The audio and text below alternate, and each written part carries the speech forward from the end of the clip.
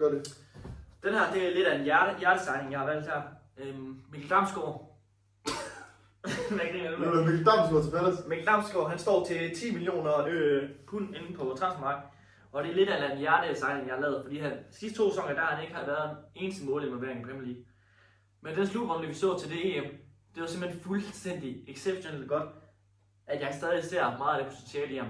Han er kun 23 år, så hvis Palace kan få gang i motoren på sammen, og egentlig få nogle af det her potentiale, den her kvalitet, han har frem i ham, så tror jeg, han kan blive en rigtig, rigtig god spiller.